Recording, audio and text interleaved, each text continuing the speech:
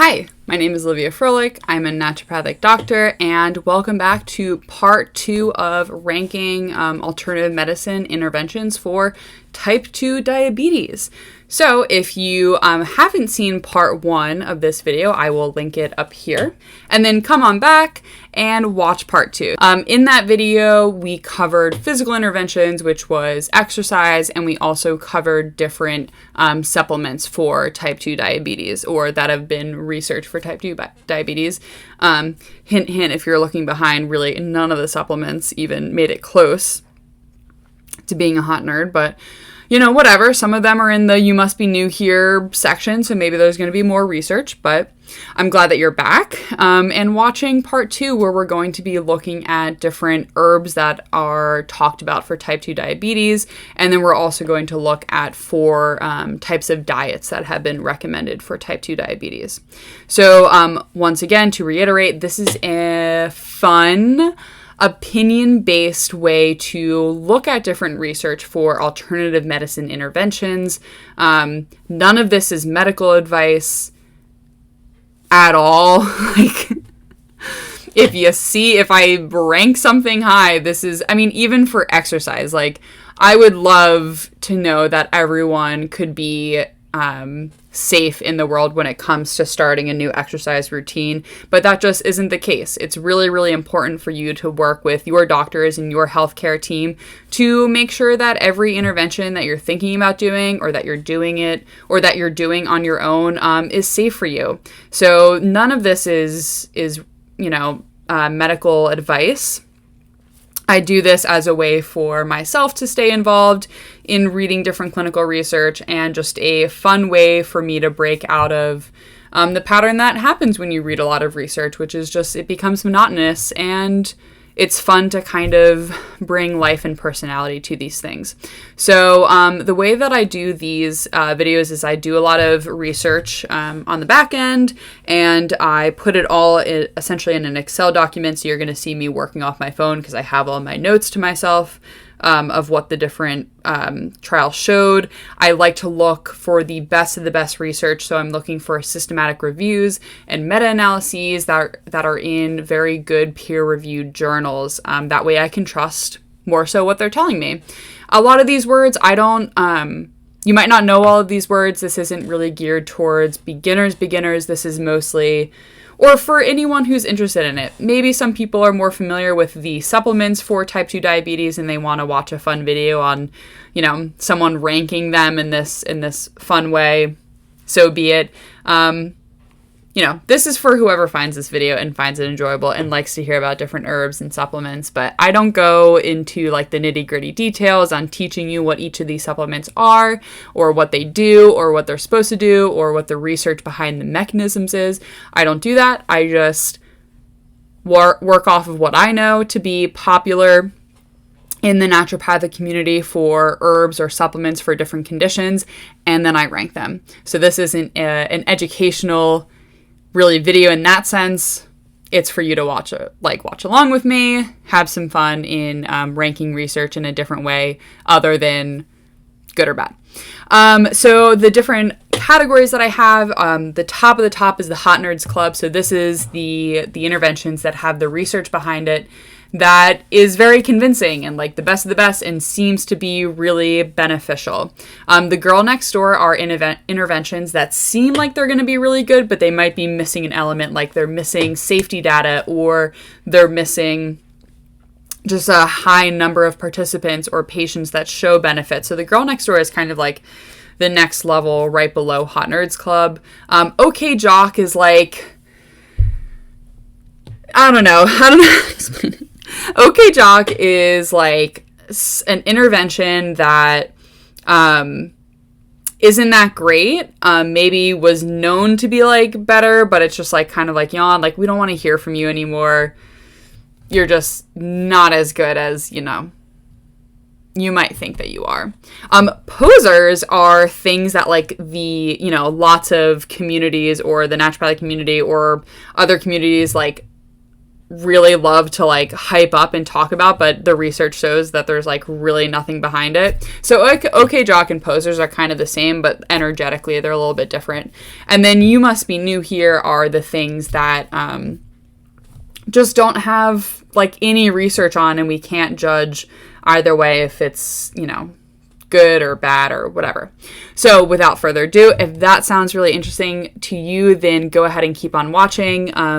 But also don't forget to like and subscribe if you like this video and you also like this channel. I'm hoping to do more videos like this, go through different conditions, and also maybe bring some new type of material onto this channel. So, okay, so if that sounds interesting, blah, blah, blah, blah, go ahead and keep on watching. Okay. I'm back. I'm in a corner. It's going to be great. So let's open her up. So we went through our physical intervention, which was exercise, as always, Hot Nerds Club. And then we went through our supplements, which did not impress me much. That's for sure. But let's really start off with a heavy hitter and talk about our berberines. That's going to be this first square right here.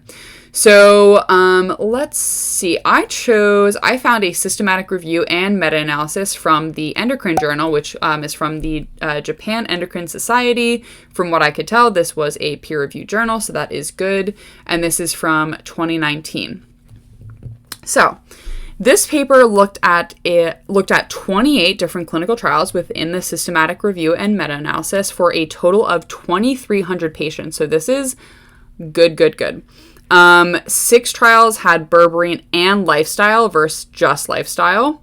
13 had berberine plus one oral anti-diabetic drug versus just the same oral anti-diabetic drug. So let's say someone was on metformin. There was a group that was metformin plus berberine and versus a group that was just metformin. So looking at kind of like the additive effect of berberine.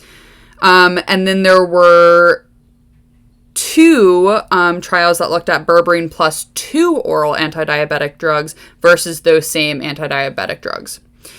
And then 14 were just berberine plus 1 oral anti-diabetic versus just berberine. So kind of looking at the additive effect of an oral anti-diabetic drug to just berberine. These range from 14 to 730 days. The 14-day one, I'm like, why would you even go that short? And then there was a large dose range. So, fasting plasma glucose lowered with either berberine or berberine plus an oral anti-diabetic drug. Great. Versus control.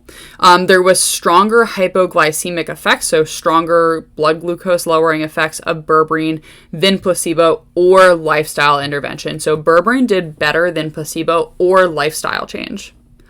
Whoa. And then combined treatment, berberine plus an oral anti-diabetic drug like metformin had more significant decreases, which makes sense. And then, I already said that. Berberine plus oral anti-diabetic drug did not have statistical difference. So there's a lot to unpack there. So what did we say? We said that for fasting plasma glucose, it was lowered by either berberine or berberine plus an oral anti-diabetic drug. So what that tells me is that berberines can lower fasting plasma glucose versus control. There was a stronger hypoglycemic effect of berberine than placebo or lifestyle. So berberine lowers your fasting plasma glucose, and it does it more so than placebo, and it does it more so than lifestyle change for these patients. Then they also say that combined treatment of berberine plus an oral anti-diabetic drug was better or had more significant decreases. Fine, I'll take it. And then berberine alone versus oral anti-diabetic drug alone, they didn't say, or I didn't write down which one it was, did not have a statistical difference. So combined did better than just berberine, and also the effect of berberine versus an oral anti-diabetic drug, there were no statistically significant differences. So, okay, fine. What I thought was really interesting is that there wasn't a same effect in patients over 60 years old or who had a dosage under 1.5 and above 2. So, if a patient is above 60, then this might not work the same way. And dosage seems to be pretty specific. Just something to know. Postprandial glucose, so this is your blood sugar after you eat. Berberine or combined treatment had better reduction than the control groups. There was lots of heterogeneity, though, which means that between the trials there was different data that they found. There was a stronger hypoglycemic effect of berberine than placebo or lifestyle, which we saw before for the fasting plasma glucose. The combined treatment was better. And again, they found no difference between the berberine versus the oral anti-diabetic drug, which was interesting. And again, they said that they did not find these findings in control patients who were over 60 years old or in participants with a dose of over 2 grams or a treatment duration over 90 days. So I think that the evidence is strong for berberines. I think that what they're finding is that it might not be as helpful in patients who are older, or if you have to reach a dose above a certain amount or below a certain amount. Interesting. Okay. Hemoglobin A1c, treatment with berberine or combination had more significant decreases than control group. Though they did find a potential publication bias, there was lots of heterogeneity, and overall there was a stronger hypoglycemic effect of berberine, more so than placebo or lifestyle, which we found before, and berberine versus combined treatment showed no statistical difference. So, there was lower side effects reported than pharmaceuticals, which is good for these patients. And of the side effects, a small fraction reported regurgitation, nausea, vomiting, diarrhea, or constipation. So, berberines. I'm going right up into the Hot Nerds Club. I think berberines really did great. I was very convinced of this evidence, so I feel like they really, earned their keep in the Hot Nerds Club, Okay, let's look at cinnamon. So, I found 3 different ones, but I really focused in on one because one was from the Cochrane Database for Systematic Reviews, which is the top of the top. This was from 2012. There was no documented adverse effects, so we're starting straight off the bat with no adverse effects associated with oral consumption of extracts in the clinical trial. They looked at fasting blood glucose. They looked at postprandial glucose, which again is after meals. They looked at adverse events, hemoglobin A1c, and serum insulin. So they looked at a total of 10 different trials for a total of 577 patients, which were being grouped together, tablet or capsule form. 10 studies used the cassia species, and 1 study used Berberines. 2 did not say what kind. There was a very wide dose range from 0.5 grams to 6 grams with an average of 1.9 grams.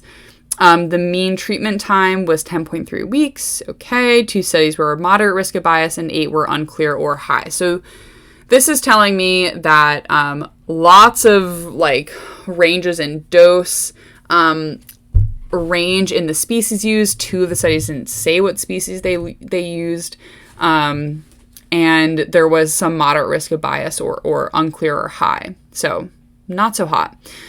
Fasting blood glucose, 338 patients were looked for this specifically. There was no statistical significance between cinnamon and placebo. That's not so good.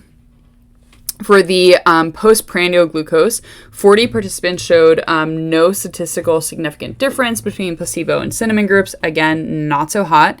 No statistical difference or significant difference in the rate of adverse events between cinnamon and placebo. That's good. That means that placebo versus cinnamon didn't really have, or if there were adverse effects, you couldn't differentiate between the groups. So what I'm trying to say is cinnamon didn't really have any adverse events versus just a non-active placebo. Why do you got to make it more complex? Okay, hemoglobin A1c. 405 participants were looked at for this. There was no statistical difference between placebo and cinnamon. And for serum insulin, 81 participants, there was no statistical significant difference. So, cinnamon's talked a lot about for type 2 diabetes, and I'm just convinced it's a poser now. You know, this is good evidence showing that there really isn't any, like, statistically significant effect. So it's going into poser. You know, sorry. Not sorry. Anywho, let's move on to Gymnema sylvestre. Hope I'm saying that last part right. I found a systematic review. This is from 2013 in the Journal of Science and Food and Agriculture. It was just really a bunch of animal studies. They looked at like one study of ethanol extract, then they looked at some like oral capsules, which did show some significant reduction of fasting blood glucose levels and the postprandial glucose. And there was no report on adverse effects. But since this is all animal studies, no human trials, this is going to go right into you must be new here. So we just need more information. That's all we need. More info. Where are you going to get the money for that? I don't know. But you know, we just need more info. We'll come back to you, okay? Okay, let's look at Silybum marianum. So this is milk thistle. What I could find was a triple-blinded randomized control trial. This is from 2018 from the journal Phytomedicine, which is peer-reviewed, so that is good. They had 40 patients. This was a phase 2 to 3 randomized parallel placebo-controlled triple-blind study. So this is like big time for randomized control trial. This is like, we're really trying to frickin' see if this is effective. The primary outcome was fasting blood sugar, insulin, a bunch of cholesterol and lipid outcomes.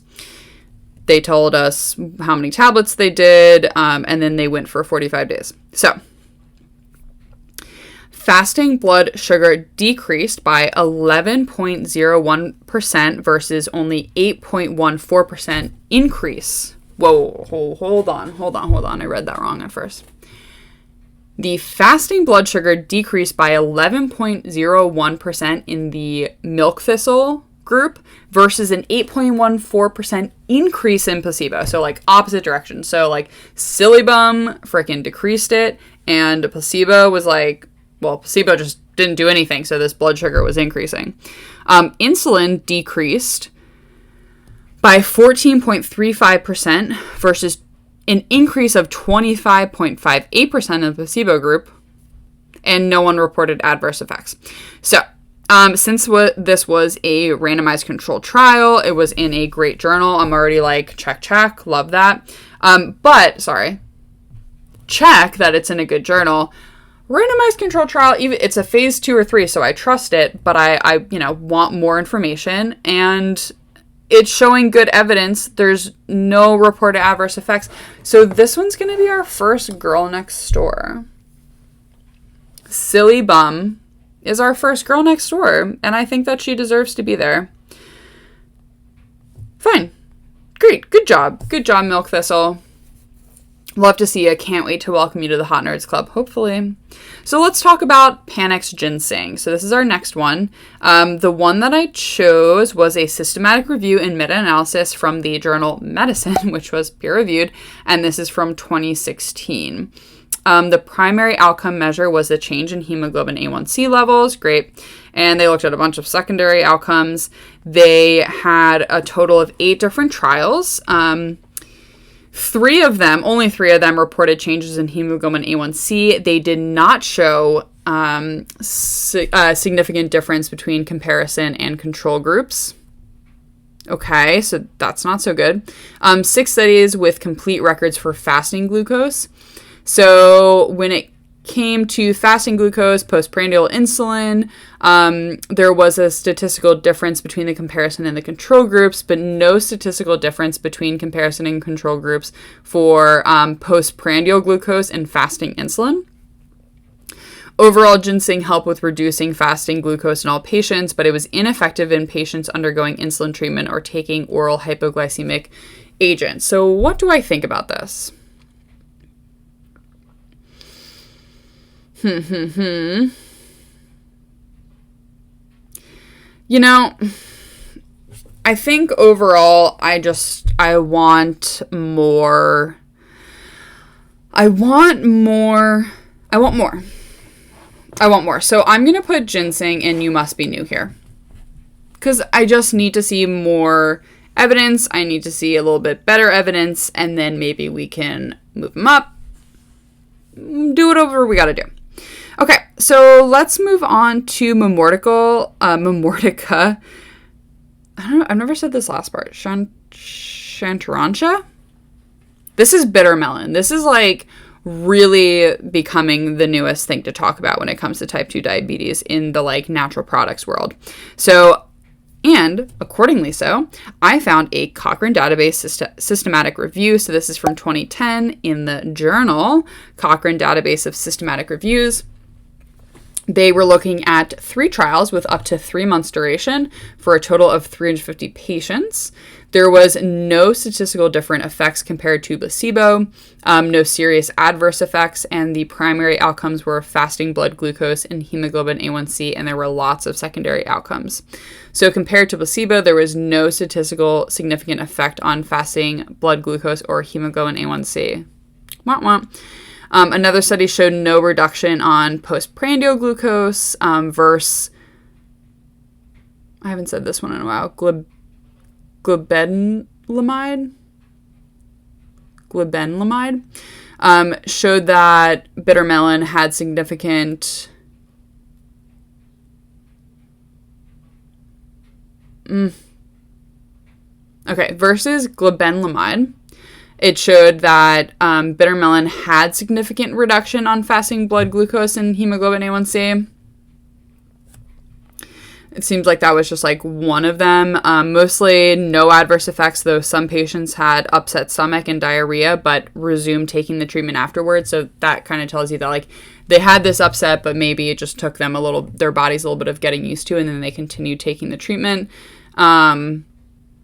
And then fever, urinary incontinence, chest pain, nausea, gastric pain, headaches, dizziness were reported in both the treatment and the control. So like everyone was just not feeling good. And then the trials had high risk of bias. So since it's talked about so much for type 2 diabetes and this evidence just is not, does not show it's like really worthy of that talk or that hype, you know where it's going. It's going right into posers. You know, listen. That's just how it's got to be sometimes. Okay, Withania somnifera. So this is ashwagandha. This was a systematic review and meta-analysis from the journal Phytotherapy Research, which is a peer-reviewed journal. This is from 2019. They looked at 6 trials that were in vitro, 13 were preclinical, and 5 were clinical. There were no safety concerns, so that's good. Of the clinical trials, which is what we care about, there are no significant differences in the test parameters, and in the only study that looked at hemoglobin A1c, the participants weren't receiving Withania monotherapy, and the rat studies are promising, though. So I mean, sometimes I write these notes and then I read them back and I'm like, okay, so like nothing.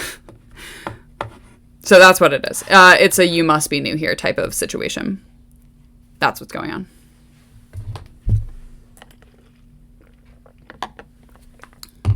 Okay, one more herb and then we're moving into our diet. So we're looking at Fenugreek, which is Trigonella, funiculum, or so we're looking at Fenugreek. The paper that I found was a meta-analysis, and this is from the Journal of Ethnopharmacology in 2016, so this is peer-reviewed. That's great. So they were looking at 10 Clinical trials, the sample size was almost 2,000 patients. It was 1,173. The treatment for the control groups included diet modulation, exercise, or combined basic medicine. So like in the control groups versus the intervention of Fenugreek, they were doing like diet stuff and they were doing exercise and combined basic medicine, which like seems like a whole treatment plan. There was a wide range in dose of Fenugreek, which ranged from 1 to 100 grams.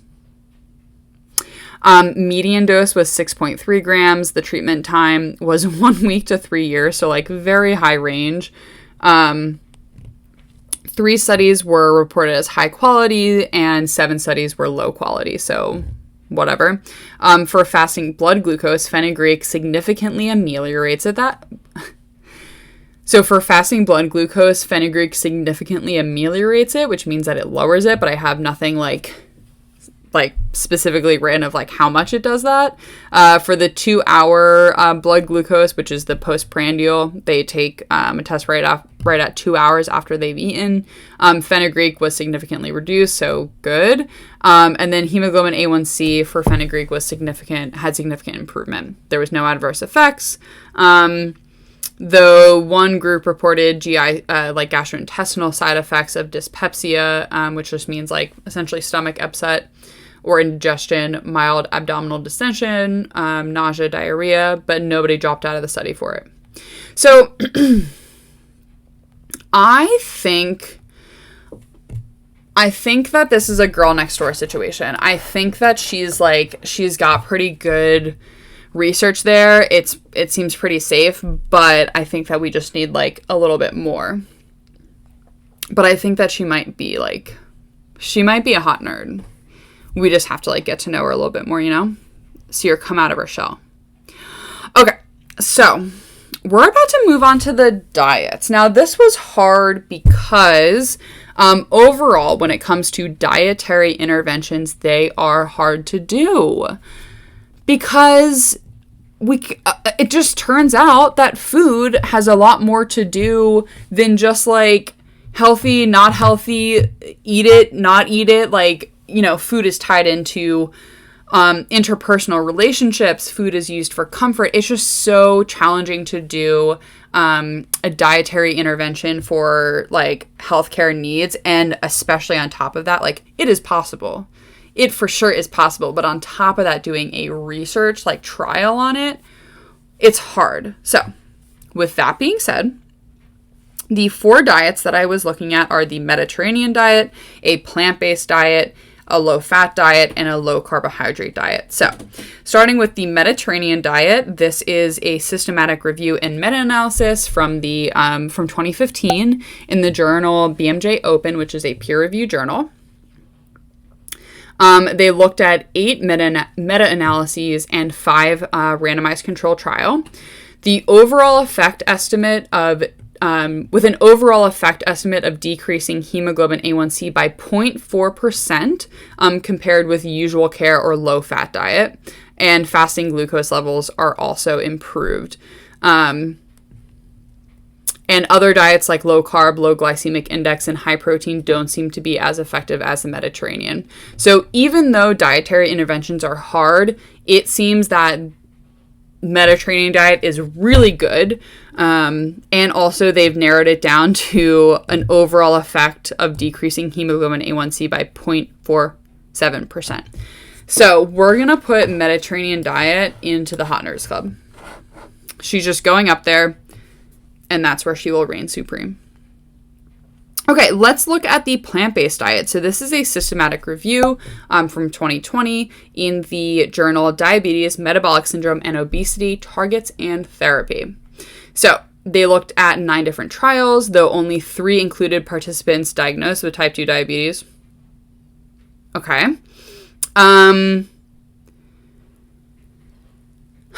There was reduction in the vegan diet group, which is the plant-based, and the KDA group, which is the Korean Diabetes Associated recommended diet. They both showed significant reductions in hemoglobin A1c, though reduction was greater in the vegan group. There was high compliance individuals had greater reduction, which means it's hard to stick to this diet, but those who did it well had a greater decrease. And another study showed that the effects of low-fat vegan diet did not differ from calorie-restricted omnivorous diet. Don't really know what that last one's going to help us with. It's so hard to stick to that type of diet for medical reasons. There's a lot of ethical reasons that really impassion people to stick to it. So I'm gonna put plant-based or vegan diet into okay jock. It's okay, we get it, you eat vegan and it's good for you, but I feel like it's more about the you know what I'm trying to say. You pick up what I'm putting down, right? Okay, let's look at low-fat diet. This was a systematic review from the American Journal of Clinical Nutrition, so good, in 2018. So this is low-fat. I keep on getting my low-fat versus low-carb confused. So they had 17 trials, and low-fat diets did worse than low-carb diet. Low-carb diet had decreased hemoglobin A1c at all of the time points, when they followed up with patients 2 weeks in, 3 months in, all of the time points, low-carb did better with hemoglobin A1c. The difference diminished over time, and low-carb diets had greater decrease in fasting glucose than low-fat. So I think that, low-fat, when it comes to diabetes, is going to go right into poser right now, and we're going to look at low-carb in more depth. So for the low-carb diet, I found a systematic review and meta-analysis. I should go back and say that I could not find just low-fat diet for type 2 diabetes in and of itself. It was often being compared to other different diets, so that's why the best one I could find was comparing low-carb and low-fat. And since I was also covering low-carb, I was you know what, we might as well just include it. It did worse than low-carb, so fine. And I kind of already treated it like a poser in the type 2 diabetes world. Anywhoosie, where was I? Systematic review and meta-analysis from the European Journal of Clinical Nutrition in 2018. Good. So they looked at 18 trials. Cool. 2,200 participants, but only 1,937 of those patients had their data analyzed. 15 out of 18 studies were evaluated for high risk of bias. There was a difficulty of blinding because of the nature of the intervention. So it's not just a pill that you can make the substance on the inside look similar to the other ones. You can't really blind a diet, especially if this is an outpatient. These are just people in the world and you're telling them eat, don't eat carbs. They're pretty much going to know that they're on a low carb diet. So fine. Though some not sufficiently blinded. Fine. Hemoglobin A1c was looked at in 7 trials. And out of the 7 trials that were reporting at 3 months' time, 5 trials already... Okay. So this is so difficult with these ones because a lot of these trials looked at or took... blood work from their trial participants at different times. So even though they were looking at 18 trials overall, only 7 of those trials looked at hemoglobin A1c at 3 months into the research. 5 of those 7 showed a change in hemoglobin A1c with the low-carb intervention, and 2 of those did not show a difference in hemoglobin A1c. When one of the studies adjusted for baseline hemoglobin A1c, the statistical significant difference was lost. So essentially, 5 showed a change. One of them, if we compared for the baseline hemoglobin A1c, that difference was lost. So essentially 4 showed a change in hemoglobin A1c. Fine. Okay, so now looking at hemoglobin A1c at 6 months into the trial, 8 trials looked at this, and 7 out of the 8 reported an improvement equal or above 0.2% change in hemoglobin A1c with the low carb. 3 showed a change equal to or greater than 0.5%, and the other study showed no statistical significant difference. At 1 year hemoglobin A1c, 10 studies looked at this. 6 studies showed an improvement of equal to or greater than 0.2% change in hemoglobin A1c, of which 3 studies reported improvement of equal to or greater than 0.5%. 1 study showed improvement in the control group, and that study had lower hemoglobin A1cs at baseline for both the treatment and control arms. Blah, blah, blah. So this kind of was going into more detail than I cared to actually talk out loud, but here I am. So for the meta-analysis, there was a statistically significant effect on hemoglobin A1c in favor of the low-carb intervention of decreasing it by about 0.28%. There was also they found that a lot of these participants had a change in their medication. So 9 out of 14 studies reported a statistically significant reduction in diabetes medication for the low-carb intervention arm, including insulin and oral diabetic agents. Wow. So it was effective. Now here's the kicker. For dietary adherence, adherence was difficult with under 50 grams of carbs per day, with only 1 out of 6 trials with this aim actually achieving it. Under 50 grams of carbs per day is hellish. No fun. Very hard. Hard. Okay? Under 130 grams a day seem more achievable. Yeah, I'd say so. The mean calorie intake did not differ between the low carb and the controlled diets. Here's another thing though. Carb and fiber intake was lower in the treatment diet, and protein and fat was higher in the low carb, which makes sense because as you're decreasing your carb intake, in order to still be satiated and eat a healthy amount of calories, you're going to increase other areas of macros like protein and fat. So overall, a moderate carb diet, which was the 130 grams per day, can result in improved glycemic control and, this is what I have written, and low carb diets naturally decrease sources of fiber.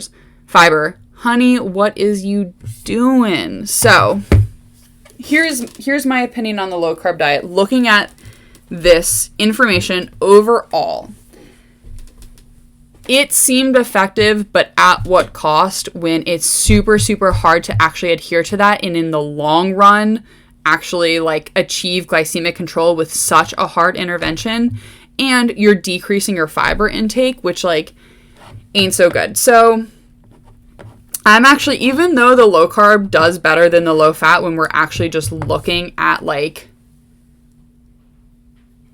efficacy, I'm going to put them both as posers because all of these different areas of medicine tout them as a cure. But I think that, and here's my opinion, I think that we don't need to do any of these named diets to eat healthier and affect change in your blood sugar regulation. Not your, remember, because this isn't advice for you. Where would you ever get that idea? No, just because I'm saying your is the royal you.